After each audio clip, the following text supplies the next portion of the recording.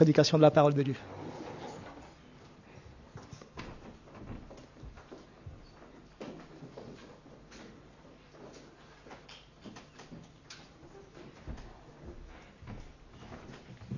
Bonjour à toutes et à tous.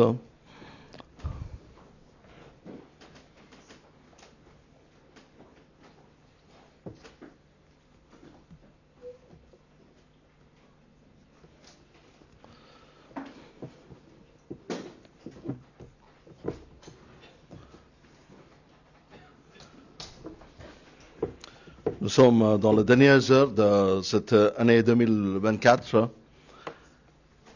et dans quelques heures, nous allons passer dans une nouvelle année que nous ne connaissons pas. Nous vivons dans un monde très craintif. Notre esprit est souvent rempli d'inquiétude et de peur. Nous craignons l'instabilité de la sécurité de notre nation. On a eu 4 gouvernements l'année 2024. Nous craignons la possibilité très réelle d'un effondrement économique. Nous craignons la gens du monde dont nos enfants hériteront. Nous sommes inquiets pour leur avenir. Le scénario géopolitique dans le monde entier est inquiétant. De telles craintes n'ont rien de nouveau dans l'histoire de l'humanité. À l'époque de la naissance du Christ, la peur abondait. Les Juifs se sont retrouvés sous la domination romaine. Il y a eu beaucoup de bouleversements politiques et la possibilité d'une guerre sanglante était très réelle. Cependant, le message de ce Noël était simplement « N'ayez pas peur ». J'aimerais partager avec vous 4 ne craignez pas de Noël. Là, quand on dit la peur, il y a un autre mot, c'est la phobie. Le mot phobie est dérivé du mot latin pour peur, qui est une peur exagérée, généralement inexplicable et illogique d'un objet, d'une classe d'objets ou d'une situation particulière. Il existe plus de 500 types de phobies. Chaque jour, nous sommes confrontés à la peur et elle a le potentiel de nous priver de notre joie et de notre paix si nous la laissons nous submerger. Mais comment réagissons-nous aux peurs et aux inquiétudes sincères telles que la peur de perdre un emploi, la perte d'un être cher, les inquiétudes pour l'avenir de nos enfants ou la maladie? Si vous voulez vérifier la liste des phobies, certaines pourraient être vraiment drôles. Je cherchais christianophobie, les peurs de chrétiens, et ecclésiophobie, peur de l'église, euphobie, peur d'entendre les bonnes nouvelles, gérotophobie, peur de vieillir. Je pense qu'on a tous ce problème, pas les jeunes, mais ceux qui sont certain âge comme moi. Glossophobie, peur de parler en public. Ce n'est pas facile d'être devant tout le monde pour parler en public. Amartophobie, peur de pécher. C'est une bonne. Je pense que pour une fois, c'est une bonne. Phobophobie, peur d'avoir peur. Donc, il y a une peur pour tout. L'homme, il est craintif. Il est craintif. Pour surmonter cette peur, le monde propose le traitement avec des médicaments et de méditation, du yoga et des techniques de respiration et de relaxation et des antidépresseurs auxquels on peut devenir accro. Le Seigneur Jésus a demandé, c'est pourquoi je vous dis, ne vous inquiétez pas pour votre vie, de ce que vous mangerez, ni pour votre corps, de quoi vous serez vêtus. La vie n'est-elle pas plus que la nourriture et le corps plus que les vêtements? Nous pouvons nous tourner vers la parole de Dieu comme source de réconfort et de repos dans le rappel de l'amour infini de Dieu et de ses promesses de protection et de paix dans nos vies. Les gens ont compté que l'expression n'ayez pas peur apparaît dans la Bible plus de 365 fois, c'est-à-dire plus que le nombre de jours dans une année. On dit qu'en France, il y a plus que 365 variétés de fromage. Mais il y a la promesse, plus que 365 fois, qui parle qui dit n'ayez pas peur.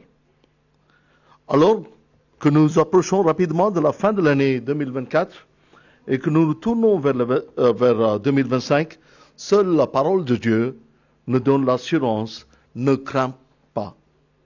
C'est même le commandement de Dieu pour nous. Ne crains pas. Lorsque nous pensons à l'histoire de Noël, nous pensons généralement à la bonne nouvelle et à la bonne nouvelle de la joie, de la paix et de l'amour. Mais saviez-vous que le commandement ne crains pas est répété 4 fois dans l'histoire biblique?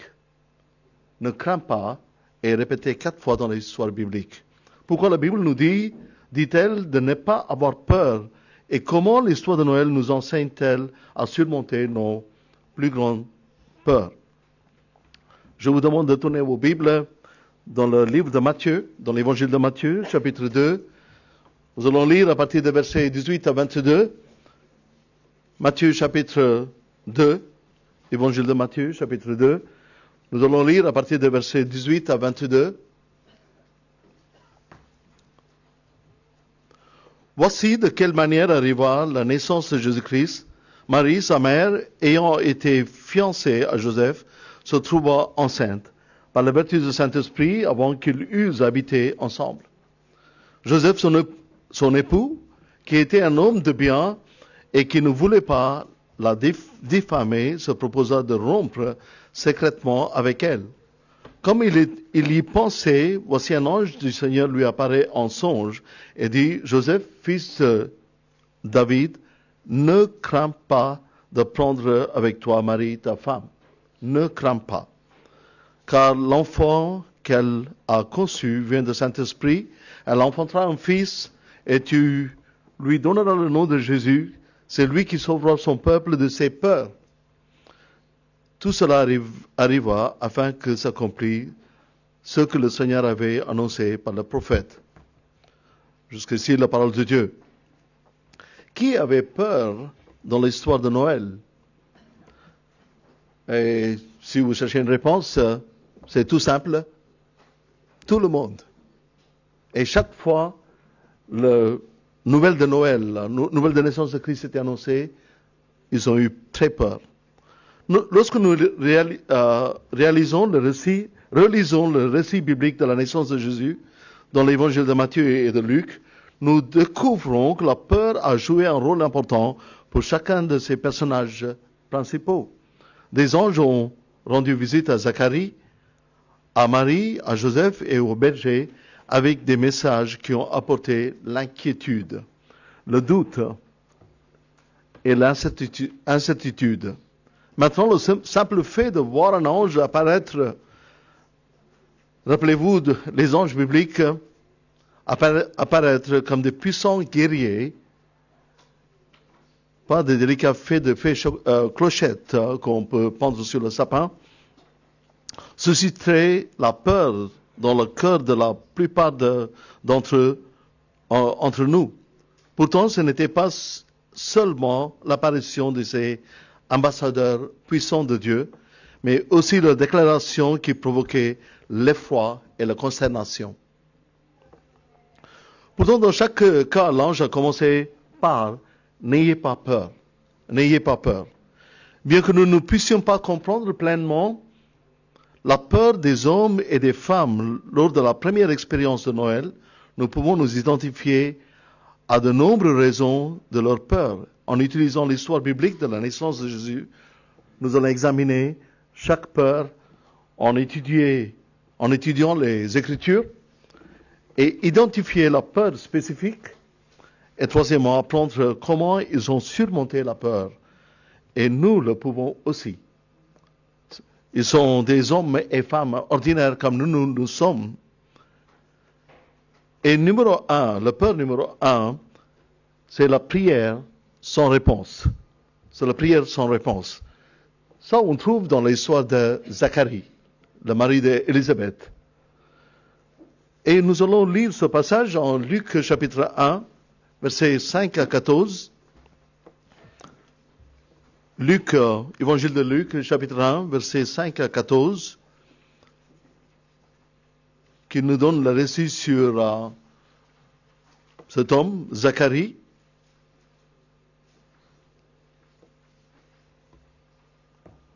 Et aussi sur Élisabeth. Mais nous allons voir surtout sur Zacharie. Luc chapitre 1, verset 5. Du temps d'Hérode, roi de Judée, il y avait un sacrificateur nommé Zacharie de la classe d'Abia. Donc, notez le mot sacrificateur, il était un prêtre. De la classe d'Abia, sa femme était entre les filles d'Aaron, s'appelait Élisabeth, donc une lévite, de tribu de Lévi. Tous deux étaient justes devant Dieu, observant d'une manière irréprochable tous les commandements et toutes les ordonnances du Seigneur. Ils observaient tous les commandements et toutes les ordonnances du Seigneur. Le verset 7, il n'avait point d'enfant parce qu'Élisabeth était stérile et il était l'un et l'autre avancés en âge. Or, pendant qu'il s'acquittait de ses fonctions devant Dieu, selon le tour de sa classe, il fut appelé par le sort, d'après la règle du sacerdoce, à entrer dans le temple du Seigneur pour offrir le parfum.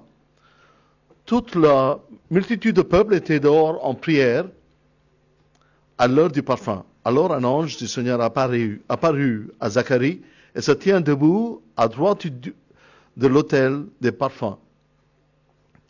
Zacharie fut troublé en le voyant et le frayeur s'empara de lui.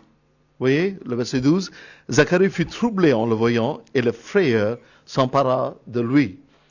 Mais l'ange lui dit, ne crains point Zacharie, ne crains point Zacharie, car ta prière a été exaucée, ta femme Élisabeth t'enfantera un fils et tu lui donneras le nom de Jean.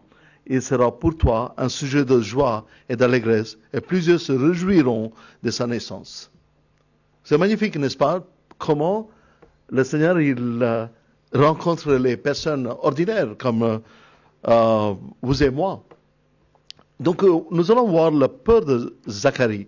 Notre première, n'ayez pas peur, vient d'un couple improbable. Un prêtre nommé Zacharie et sa femme Élisabeth. Ils sont justes, plus âgés et sans enfants. C'est un couple pieux. Il était prêtre, il obéissait le commandement de Dieu, il observait toutes les ordonnances de Dieu. Et je sais que beaucoup de lecteurs ont lutté contre la douleur et la perte qui vient de l'infertilité ou connaissant quelqu'un qui l'a fait. Pour beaucoup, espérer et prier pour un enfant est un rêve différé, plein de déceptions dévastatrices. Zacharie et Élisabeth ont probablement prié passionnément pendant des années, mais ont perdu l'espoir au fil des années. Et le ventre d'Élisabeth est resté vide. Mais nous ne devons pas manquer de noter quelque chose d'important pour nous dans cette histoire.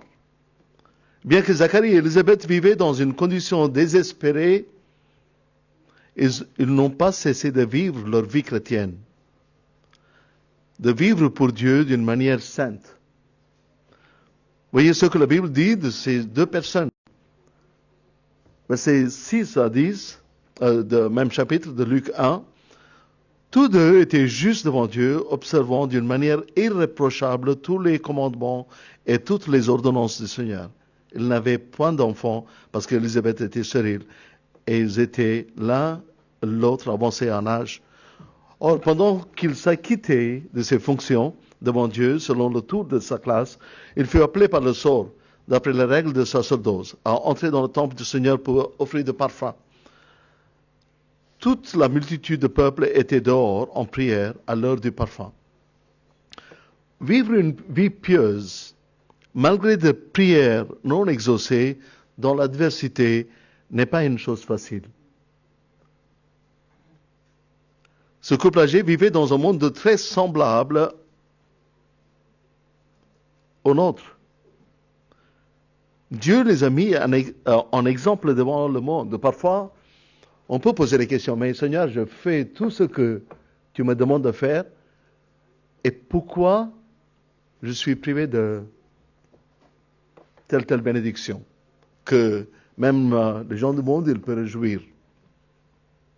C'est naturel et c'est normal qu'on peut poser des questions.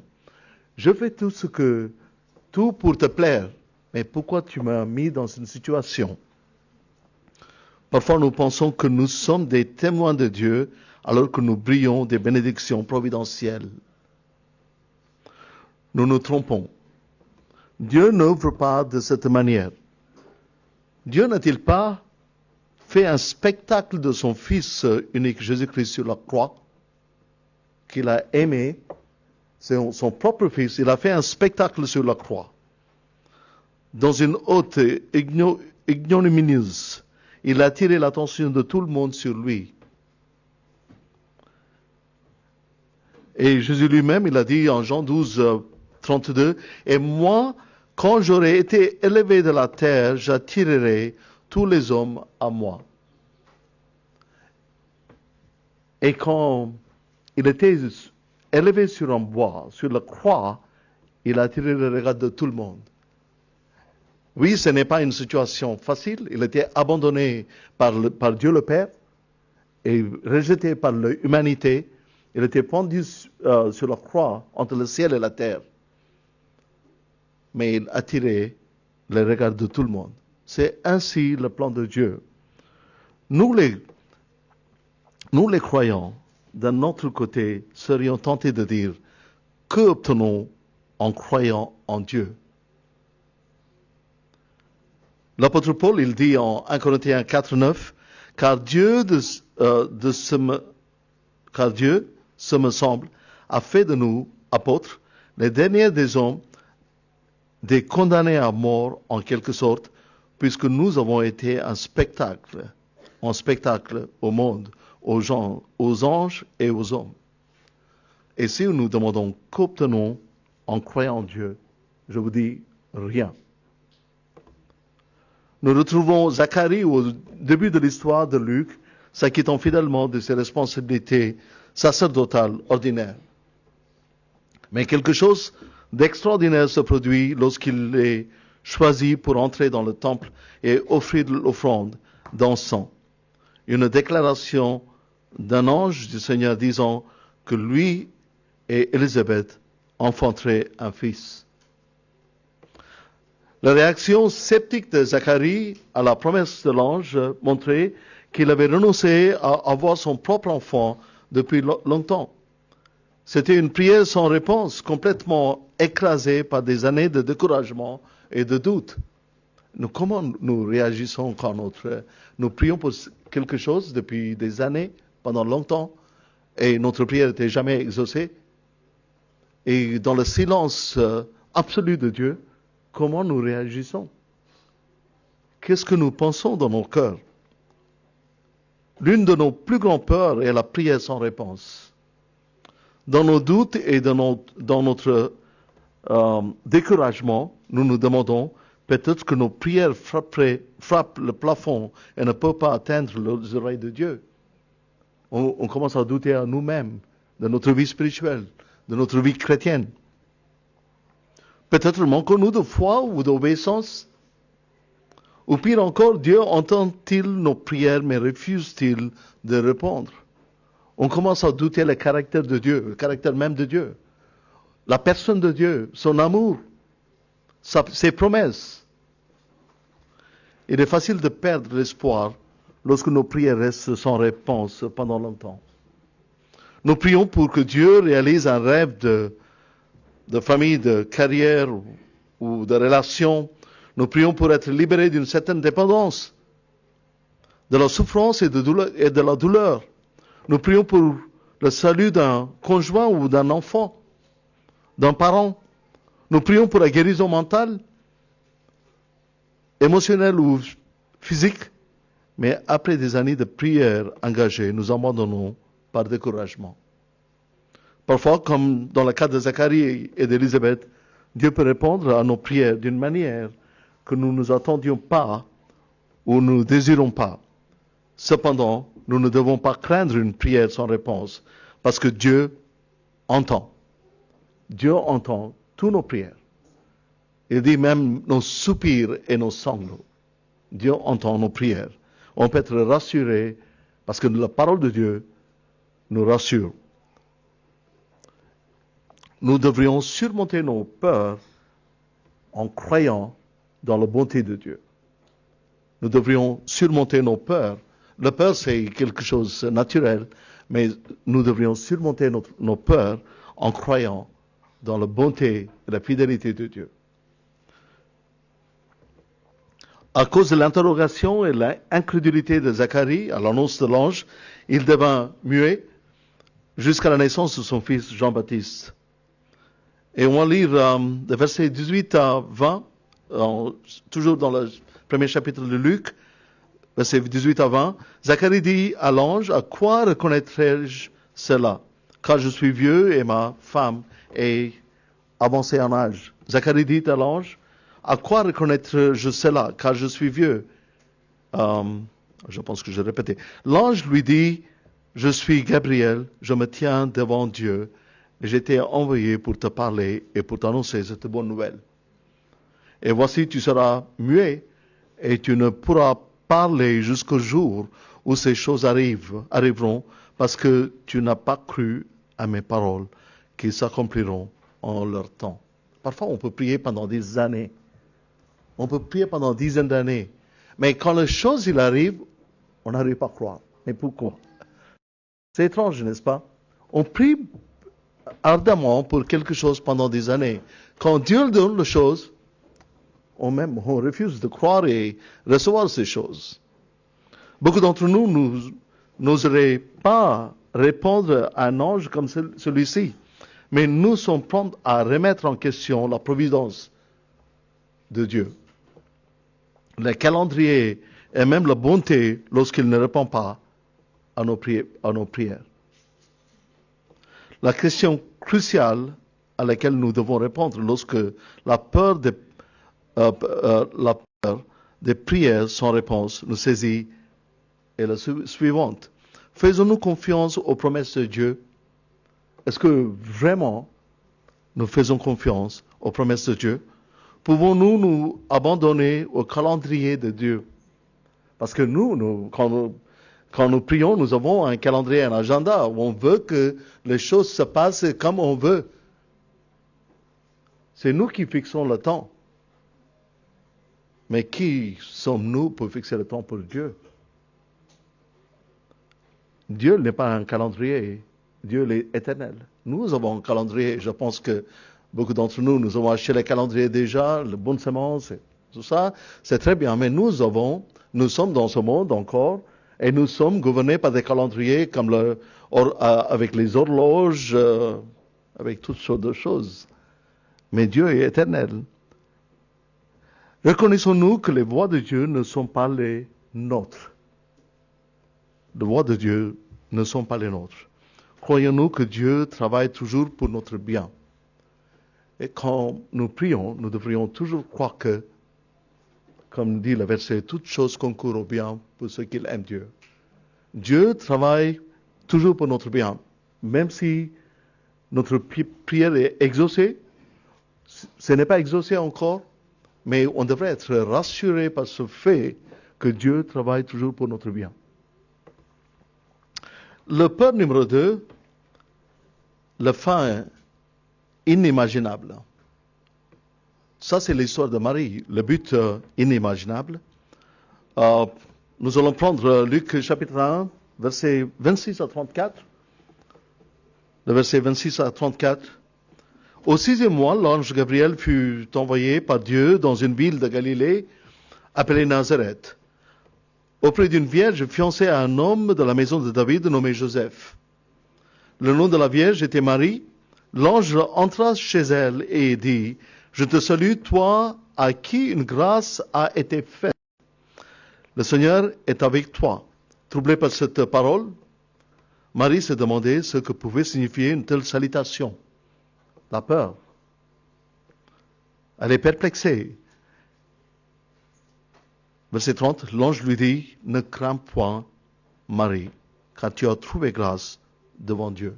Ne crains point, Marie, car tu as trouvé grâce devant Dieu. Et voici, tu deviendras enceinte et tu enfanteras un fils et tu lui donneras le nom de Jésus. Il sera grand et appelé fils du Très-Haut. Et le Seigneur Dieu lui donnera le trône de David, son père. Il régnera sur la maison de Jacob éternellement et son règne n'aura point de fin. Marie dit à l'ange, comment cela se fera-t-il puisque je ne connais point d'homme? La peur de Marie, lorsque l'ange apparaît à une jeune adolescente humble, la Bible nous dit que Marie était confuse, ébranlée, perturbée, troublée et préoccupée par cette annonce. Ce que Dieu demande à Marie de faire changera sa vie pour toujours. N'oubliez pas qu'il agit d'une jeune vierge fiancée et amoureuse qui rêve peut-être un mariage, d'une maison, d'un foyer à elle et des enfants. Et subitement, Dieu fait irruption sur la scène et lui demande de faire l'inimaginable, lui faire confiance pour l'impossible.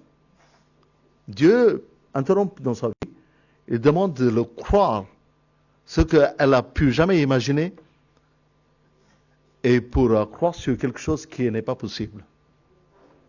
Si nous étions à la place de Marie, nous pourrions paniquer et être pleins de questions.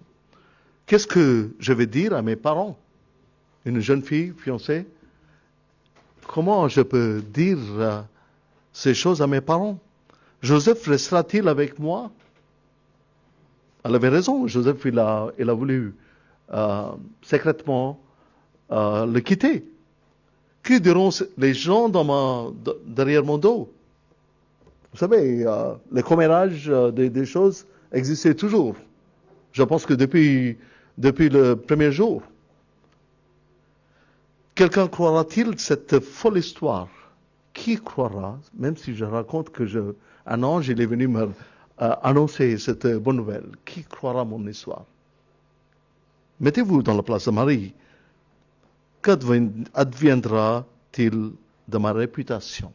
Aujourd'hui, nous sommes tous un peu concernés par notre réputation. Ce que les autres ils pensent à nous. Qu'est-ce que ça va devenir je vais perdre mon crédibilité dans la société. Je vais tout perdre. Pourtant, les craintes de Marie ne sont pas basées sur sa réputation, ses relations ou les réactions de gens. Elle ne pose qu'une seule question technique au verset 34. Comment cela se fera-t-il puisque je ne connais point d'homme? C'est simplement, elle voulait savoir, une simple question. Sa peur n'est pas la crédibilité, mais biologique. Biologiquement, ce n'est pas possible. Pas d'acceptation, mais l'authenticité. Pas de participation, mais de choses pratiques. Non pas de réticence, mais de responsabilité. Elle sait qu'elle n'a jamais connu un homme. Alors, elle se demande comment cela va se produire. Contrairement à Zacharie, elle ne doutait pas de la parole elle doute pas la parole de l'ange, mais elle croit. La question n'était pas de savoir si, mais comment. Elle croyait que Dieu pouvait et voulait faire ce qu'il avait promis, mais elle avait peur de la façon dont cela se produirait. Serait-elle capable de faire ce qu'il l'appelait à faire?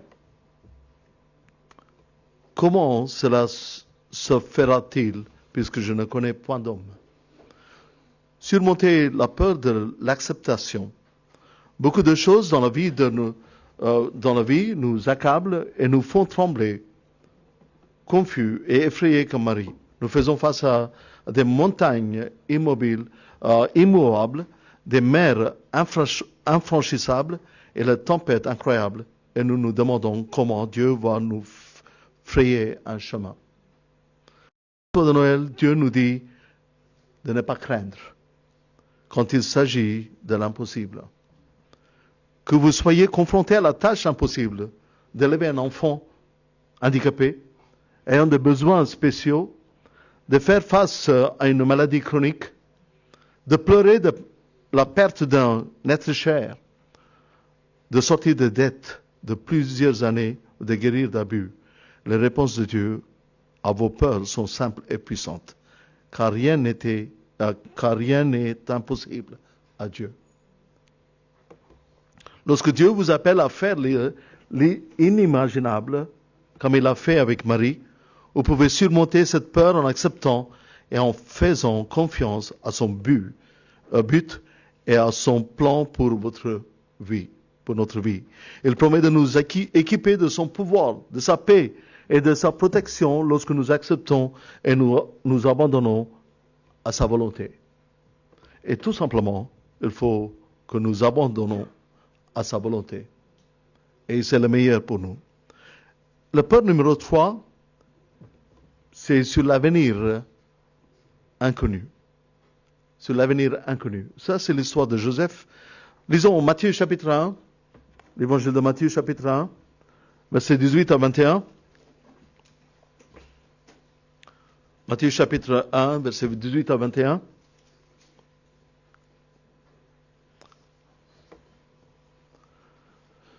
Évangile de Matthieu, chapitre 1, 18 à 21. Voici de quelle manière arriva la naissance de Jésus-Christ. Marie, sa mère, ayant été fiancée à Joseph, se retrouvant enceinte par la vertu du Saint-Esprit avant qu'ils eussent habité ensemble. Joseph, son époux, qui était un homme de bien et qui ne voulait pas la diffamer, se proposa de rompre secrètement avec elle. Comme il y pensait, voici un ange du Seigneur lui apparut en songe et dit: Joseph, fils de David, ne crains pas de prendre avec toi Marie, ta femme, car l'enfant qu'elle a conçu vient de l'Esprit Saint. Elle enfantera un fils et tu lui donneras le nom de Jésus, celui qui sauvera son peuple de ses péchés. Et la parole de Dieu s'accomplit toujours. Et d'ici, l'ange l'a dit, elle enfantera un fils et tu lui donneras le nom de Jésus. Si l'enfant n'est pas sûr d'être né, on ne donne pas un nom.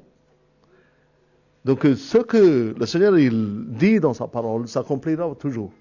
Et ici, ce qui va arriver, ce n'est pas le fatalisme, c'est la parole de Dieu. Ce qui va arriver, ça va arriver.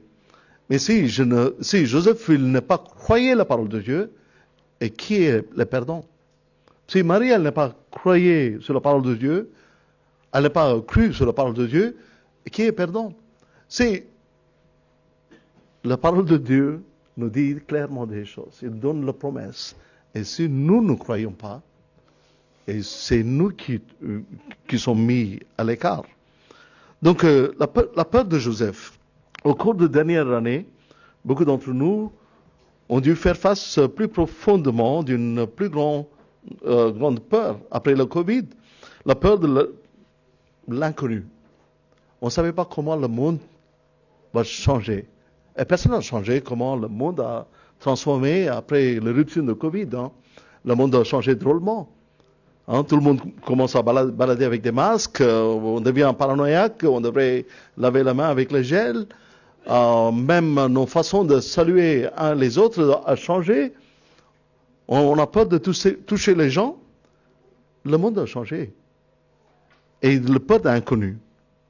Joseph, fiancé à Marie, a choisi pour être le père terrestre de Jésus, fait également face à cette plus grande peur dans l'histoire de Noël. Quand Joseph apprend que sa fiancée est enceinte, il ne sait pas trop quoi penser. C'est un homme honorable qui veut faire ce qu'il faut, mais l'histoire de Marie semble incroyable. Joseph est très respecté alors qu'il craint comment sa famille et ses amis réagiront. Mais si une vierge elle tombe enceinte d'un adultère avant le mariage, à l'époque elle devrait être lapidée publiquement. C'est la punition capitale. Et Joseph, il était conscient de ces choses. Il envisage de mettre fin au mariage jusqu'à ce que l'ange lui apparaisse et parle directement à ce qui le dérange. Et il était troublé, l'ange il apparaît et dit très clairement ce qu'il devrait faire. Joseph se débat avec des questions sur un avenir inconnu, comme beaucoup d'entre nous le font. Comment savoir si je prends la bonne décision? Si je prends la bonne décision, comment savoir?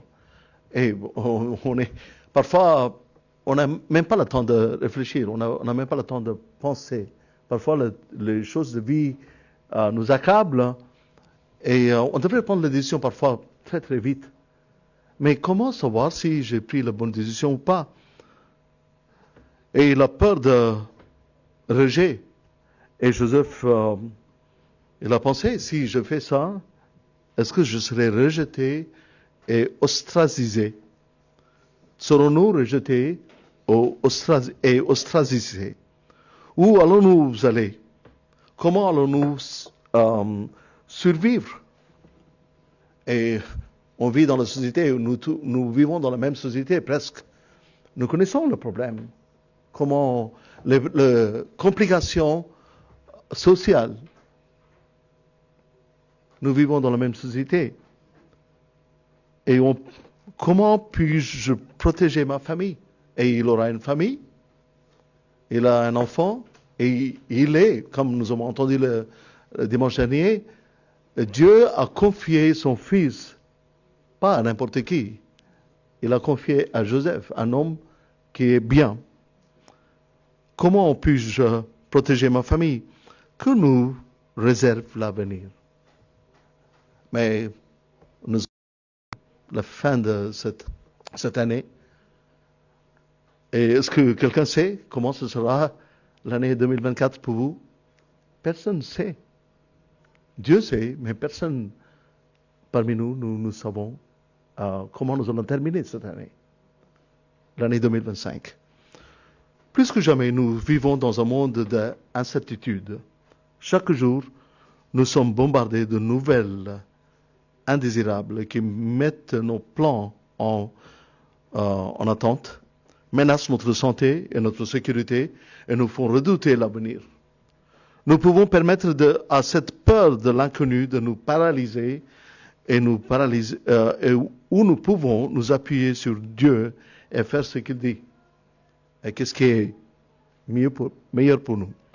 Surmonter la peur par l'obéissance.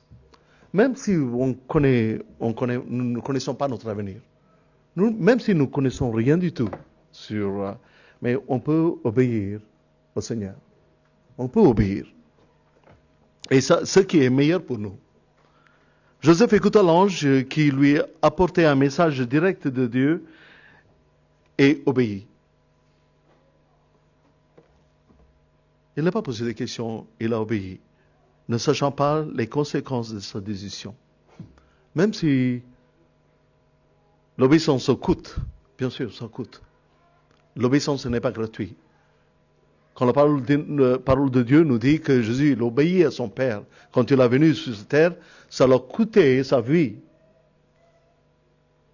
Et notre obéissance, ça coûte aussi. Il ne comprend pas tout à fait, ne pouvons pas voir l'ensemble du tableau et douter de son prochain mouvement. Pourtant, Joseph a cru au Seigneur et a fait ce que l'ange lui a dit de faire. C'est tout au long de sa vie. Chaque fois que nous voyons Joseph dans l'histoire de Noël, naissance de Christ, il a toujours obéi à l'ange. Tu prends Marie et l'enfant, tu pars en Égypte. Après, l'ange, il apparaît, il dit que maintenant, ceux qui sont cherchés à ôter la vie de l'enfant, ils ne sont plus là. Tu reviens. Il revient. C'est un homme obéissant.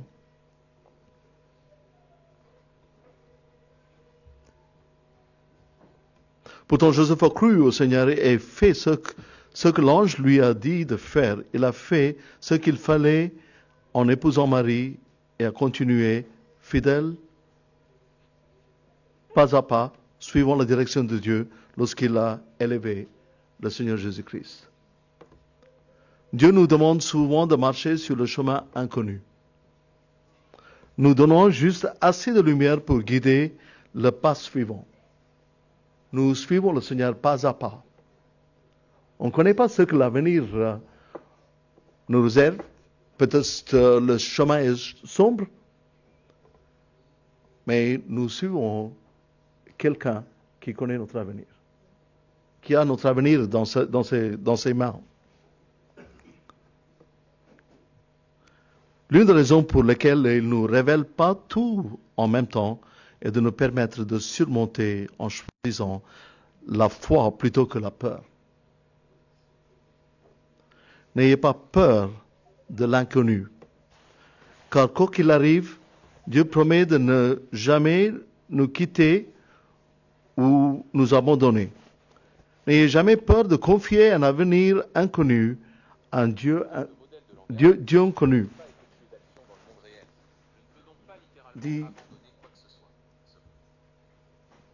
Dit Corrie ten Boom qui a survécu l'Holocauste. N'ayez pas peur de l'inconnu. N'ayez jamais peur de confier un avenir inconnu à un Dieu connu. On ne connaît pas notre avenir, mais on connaît notre Seigneur, le bon berger. La peur numéro 4, la nouvelle inattendue. Parfois, quand le téléphone il sonne tôt le matin, quand vous avez vos parents, vos familles qui vivent loin de chez vous, ça fait peur. La nouvelle inattendue. On ne sait jamais qu'est-ce que ça a passé, qu'est-ce qui est passé. Et lisez avec moi Luc chapitre 2, versets 8 à 12, c'est l'histoire des bergers.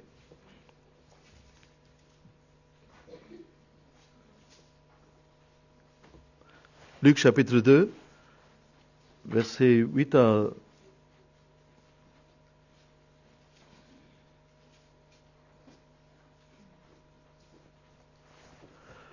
12. Luc 2, versets 8 à 12. Il y avait dans cette même contrée des bergers qui passaient dans les champs les veilles de la nuit pour garder leurs troupeaux. Et voici un ange du Seigneur leur apparut, et la gloire du Seigneur resplendit autour d'eux. Ils furent saisis d'une grande frayeur. Encore une fois. Ils sont plusieurs, hein, peut-être. Un groupe de gens. Et ils sont saisis d'une grande frayeur. Mais l'ange leur dit, ne craignez pas, car je vous annonce une bonne nouvelle. Toutes les nouvelles ne sont pas bonnes, mais toutes les nouvelles ne sont pas mauvaises non plus. Mais l'ange dit, car je vous annonce une bonne nouvelle, qui sera pour tout le peuple le sujet d'une grande joie. Ce n'est pas uniquement pour eux une bonne nouvelle, pour tout le peuple, une nouvelle d'une grande joie. C'est qu'aujourd'hui, dans la ville de David, il vous est né un sauveur qui est Christ le Seigneur. Et voici à quel signe vous le reconnaîtrez. Vous trouverez un enfant.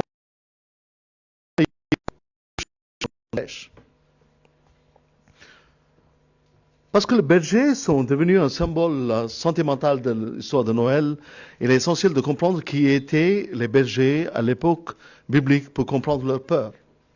La Bible ne nous dit pas qu'ils étaient par leur nom, ni combien il était. Nous ne savons rien de précis de leur statut social, mais il est raisonnable de les décrire comme des ouvriers humbles et ordinaires travaillant la nuit. Ce n'est pas le groupe susceptible de recevoir une annonce aussi importante. Mais personne ne peut deviner, à l'époque, dans le monde, que des bergers ordinaires qui étaient même pas dans la ville, dehors de la ville, dans le champ, et quand personne ne le voit en train de paître le troupeau, ils reçoivent une importante si nouvelle et si bonne. Si Zacharie, Marie et Joseph ont réagi avec crainte à l'apparition d'un ange, ce n'est pas un pas de géant que de voir pourquoi un ange entouré d'une foule d'êtres célestes les terrifierait. Ah, mais ce n'est pas la même chose. Mais pour Marie et Joseph, pour Zacharie, l'ange du Seigneur. Mais ici, une foule d'anges, une multitude. Imaginez à quel point cette armée d'anges aurait été assourdissante et brillante, incroyablement surnaturelle. Si jamais ils ont vu une telle scène. Mais leur crainte n'était peut-être pas seulement liée à la scène. Regardons le plus près le message de l'ange. Ne craignez pas, car voici, bien que le mot voici soit archaïque dans notre langage quotidien, il exige un mot grec correspondant dans le texte qui signifie voir. Voir, regarder, et percevoir. Le principe pour le berger est le suivant. Regardez au-delà de ce qui vous effraie et percevez la vérité, le corps du message. Et si l'apparition inattendue des anges avait semé la peur dans le cœur des bergers, le message de bonne nouvelle pour tous les peuples, par l'intermédiaire d'un sauveur né comme un bébé sans défense, aurait également été déconcertant. Chaque fois que Dieu est apparu sur la scène dans l'Ancien Testament, c'était traumatisant pour des personnes. Et un Dieu saint ne faisait que rappeler aux gens à quel point il était séparé, pécheur et petit. Pourtant, il s'agit d'un message nouveau et radical. Vous n'aurez plus à avoir peur si vous regardez. Et ce que nous vous montrons. Il n'est pas étonnant que le berger se soit précipité pour voir le bébé couché dans le mangeoire. Et immédiatement, après avoir reçu cette nouvelle, ils sont précipités pour aller voir le bébé dans le mangeoire. Malgré leur crainte de cette annonce inattendue, ils avaient besoin de voir par eux-mêmes ce sauveur qui apportait la paix à tous. Et pour les bergers, surmonter la peur, c'est par le courage. Avec courage, ils ont surmonté la peur. Le message des anges a donné aux bergers le courage de trouver le bébé enveloppé dans dans des bandes de tissu, à partager la bonne nouvelle avec tous ceux qui ont rencontré et retourné à leur travail en louant Dieu. Et regardez le verset 16 de Luc 2. Ils y allèrent en hâte, et ils trouvèrent Marie et Joseph et le petit enfant couché dans la crèche. Après l'avoir vu, ils rencontrèrent ce qui leur avait été dit au sujet de ce petit enfant. Tous ceux qui les entendirent furent dans l'étonnement de ce que leur disaient les bergers. Marie gardait toutes ces choses et les repassait dans son cœur. Et les bergers s'en retournèrent, glorifiant et louant Dieu pour tout ce qu'ils avaient entendu et vu, et qui était conforme à ce que leur avait été annoncé. Et Dieu utilise les gens comme vous et moi pour annoncer la bonne nouvelle de salut. Ils n'ont pas choisi les rois, il n'a pas choisi les sages de plus éduqués de ce monde pour annoncer la bonne nouvelle. Il a annoncé la bonne nouvelle au monde par des gens simples comme des bergers. Et tel il est notre Dieu. Bien que nous ne rencontrions peut-être jamais une multitude de hôtes célestes chantant dans le ciel nocturne, Dieu peut se manifester et manifeste toujours de manière inattendue dans nos vies. Et bien que cela soit difficile à décrire parce que c'est unique à chaque individu, nous le savons quand cela se produit. Et cela peut aussi être effrayant pour nous. Pourquoi nous pouvons nous sentir indignes ou honteux et nous demandons, un peu comme beaucoup de personnages de l'histoire de Noël, pourquoi moi Dieu? Pourquoi moi je devrais faire cela? Mais souvent nous voulons faire quelque chose pour notre Seigneur, n'est-ce pas? Nous voulons faire quelque chose.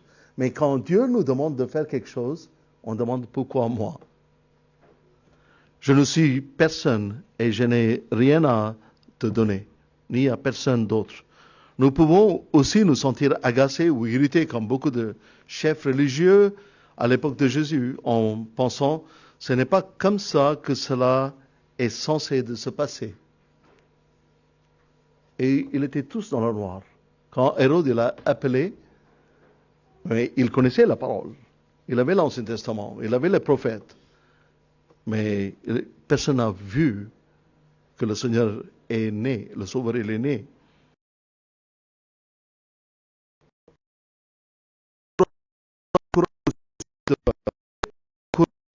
La grâce de Dieu qui nous est donnée par la vie et la mort de Jésus nous rend acceptables à Dieu et qu'il utilise des personnes brisées, faibles et désordonnées. L'autre type de courage exige que nous abandonnions le contrôle. Mais notre problème, c'est que nous voulons garder le volant dans nos mains. Nous ne voulons pas céder le volant. On ne veut pas donner la direction à notre Dieu.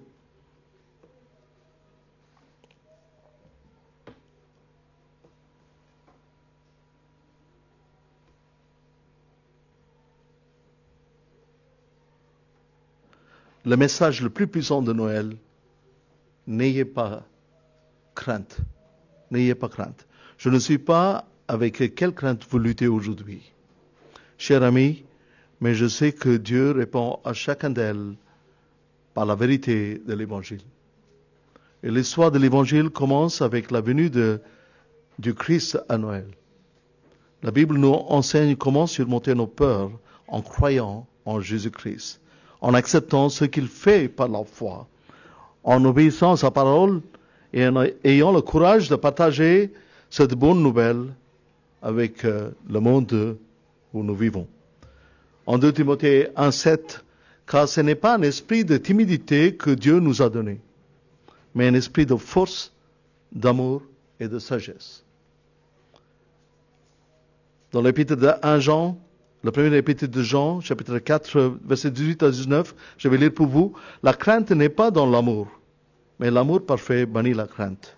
Car la crainte suppose un châtiment, et celui qui craint n'est pas parfait dans l'amour. Pour nous, nous l'aimons parce qu'il nous a aimés le premier. Quand Pierre il commence à marcher sur la mer, c'est le seul apôtre, hein, mais souvent on peut rire sur l'apôtre Pierre pour son courage. Hein. Parfois, on peut dire qu'un peu stupide. Mais non, il avait la foi pour marcher sur la mer. Il a marché quelque part quand même. Il a marché quelque part, tant qu'il avait ses yeux fixés sur le Seigneur. Mais quand il a vu les vagues, les vents, il a eu peur. Donc, que regardons-nous? Est-ce que nous regardons sur l'amour de Dieu? Son pouvoir de nous sauver? Ou nous craignons en regardant la situation de nos vies? Pour conclure, je vais lire en Philippiens 4, 6 à 8. Ne vous inquiétez de rien. Ne vous inquiétez de rien, mais en toute chose, faites connaître vos besoins à Dieu par des prières et des supplications avec des actions de grâce. Si nous sommes dans la bordure, dans quelques heures avant la nouvelle année, ne vous inquiétez de rien, mais en toute chose, faites connaître vos besoins à Dieu par des prières et des supplications avec des actions de grâce. Nous avons des sujets d'action de grâce. Si vous allez regarder en arrière, les jours que nous avons passés dans l'année 2024, nous avons beaucoup de sujets d'action de grâce. Nous avons beaucoup contre les bienfaits de Dieu. Et le verset 6, et la paix de Dieu qui surpasse toute intelligence. La paix de Dieu, ce n'est pas avec une logique, mais c'est autre chose. Et la paix de Dieu qui surpasse toute intelligence gardera vos cœurs et vos pensées en Jésus-Christ. Quand nous faisons confiance en Dieu, quand nous regardons en Dieu, et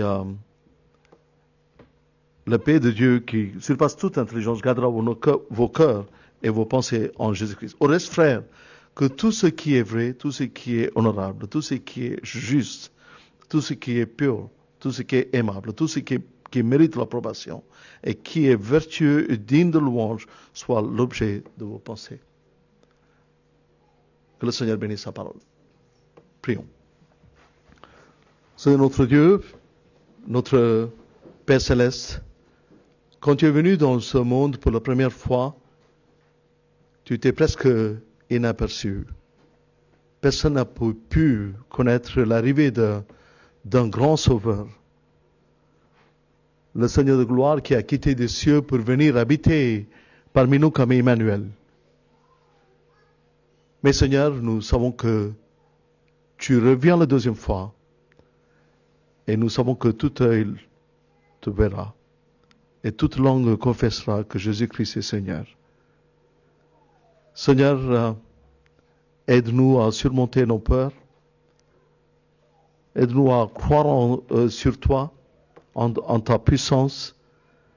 Seigneur, aide-nous de ne pas regarder les actualités de ce monde, mais regarder ta parole pour voir ce que tu as fait dans la vie des hommes et des femmes comme nous sommes. Seigneur, nous sommes des hommes et des femmes de peu de foi.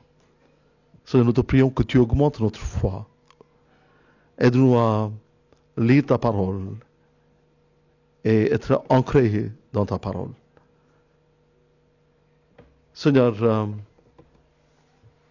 la première fois quand tu es venu comme Emmanuel, tu voulais venir habiter parmi nous. Mais Seigneur, tu es le même Emmanuel. Tu désires habiter parmi nous. Et en venant sur cette terre, Seigneur, tu nous as ouvert un chemin où on peut passer l'éternité avec toi. Seigneur, quelle grâce que tu nous as fait. Nous te remercions pour ton amour, pour ta miséricorde, car nous sommes des pauvres pécheurs. Aide-nous à te suivre pas à pas. Seigneur, tu es notre divin berger. Seigneur, nous ne connaissons pas notre avenir, mais nous connaissons celui qui nous conduit. Aide-nous à être comme des brebis fidèles à notre bon Sauveur. Nous prions tout cela dans le bon nom de notre Seigneur, notre Sauveur Jésus-Christ, et pour ta unique gloire. Amen.